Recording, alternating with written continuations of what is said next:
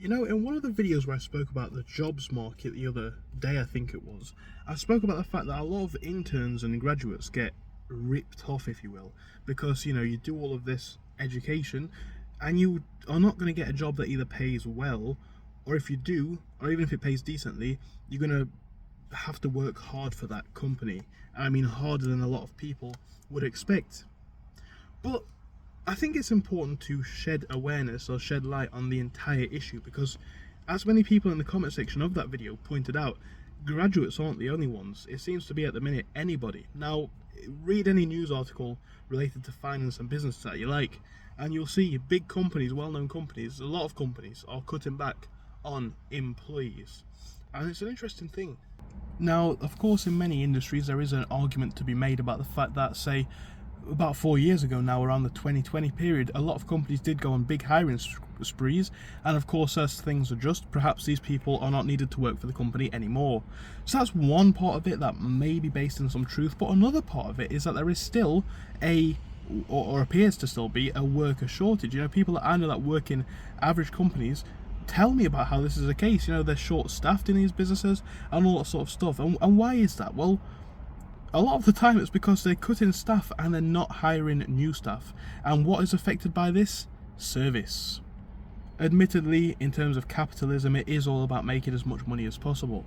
But we're coming to a point now, or maybe we're even there, where it's more about making as much money as possible by any means rather than providing a good service. We're seeing so many different businesses and brands. The quality goes down. The prices either stay the same or go up. Certain companies, and it's rare that you find one like this, but some companies, when the quality either goes down or doesn't improve, at least the price goes down or stays the same. In a lot of places, quality is going down, price is going up.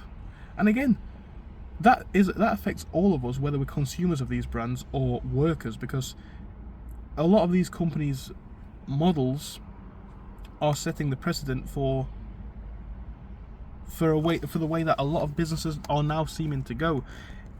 In the past, it seems to be the case that workers had more to gain from working for a company.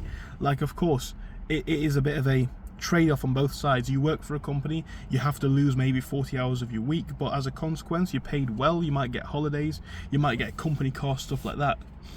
A lot of jobs don't pay well, a lot of jobs do not provide you with a company car or anything like that. And on top of that, you're expected to work extremely hard. And because the entire market's been kind of made like this, it's very hard to find jobs where you can say, okay, I'll go and find something else, because not many jobs like that actually exist anymore. It's all very, very hard and very low pay. So it affects people in the way that their jobs get cut. It affects people in the way that their services or products drop in quality because of that.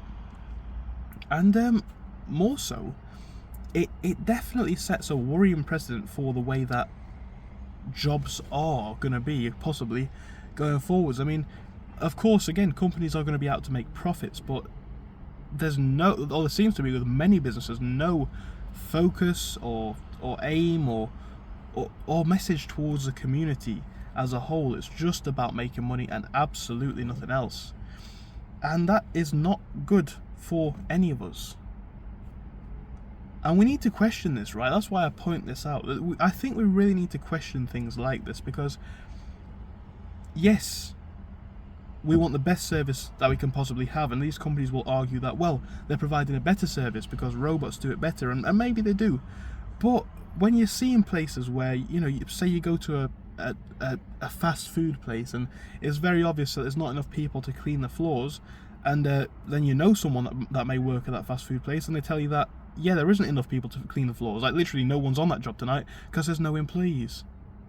And then they ask why all of these job positions are empty. It's one, because people don't seem to be hiring, but two, because they don't pay fair wages either.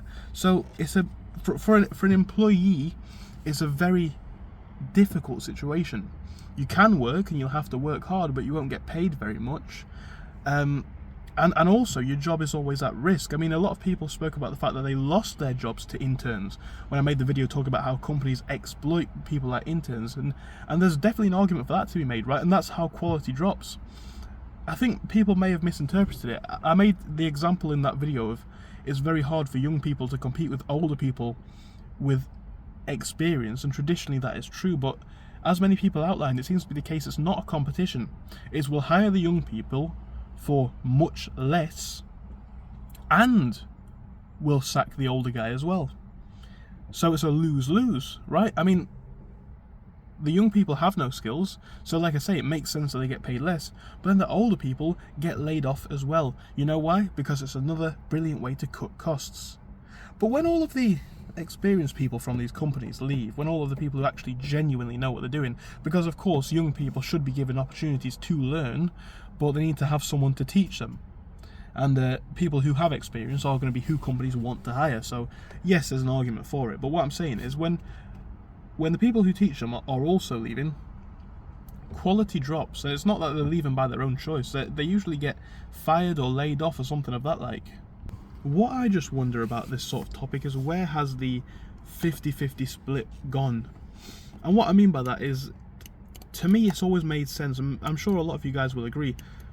Yes, we need a job, or we need to make money in some way, right? We need some sort of income, and for most people that is going to be a job, maybe a 9-to-5 even. So yes, we need them. But it was always my impression that obviously they need us too. We can't live without money. They can't grow a business without us. And in many industries, despite the whole AI thing that's going on at the minute, that's still the case in many industries, right? But what should come with that, or what I would have imagined comes with that, but is becoming the case less, even more than it is now, is the fact that whilst the workload is 50-50 in the sense that both parties have got something to gain, the bargaining power is not. You know, people get laid off, people lose their jobs, people get paid less. The bargaining power is not there anymore. I do not know how we solve an issue like this. Perhaps it'll have to be some sort of legislations going forwards, but yet again, our government's going to be implored to do that. Of course, if they work for the people, they definitely should, right? Protect hard-working people's jobs and livelihoods and families. But will they do that? Well, that remains to be seen. What I am saying here in this one is, it does appear to be that quality drops when experience goes away, as you may expect. And experience is going away. It's not even people's own choice, really.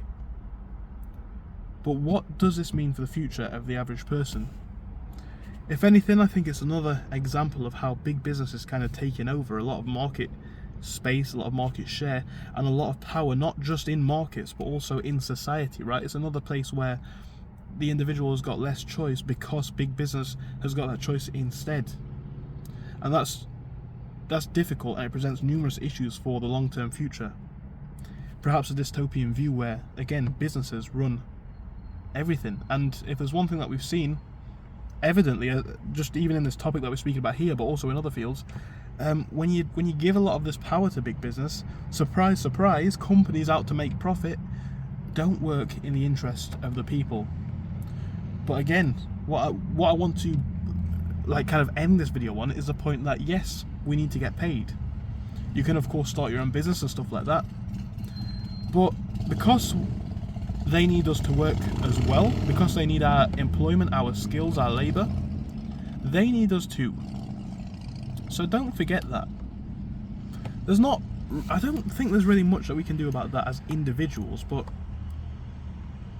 as a society, as a population, I think this is definitely something really, really worth considering. So I guess that's it for this one. Thank you for watching this video. Let me know what you think in the comments as usual. But that's it for now. See you soon.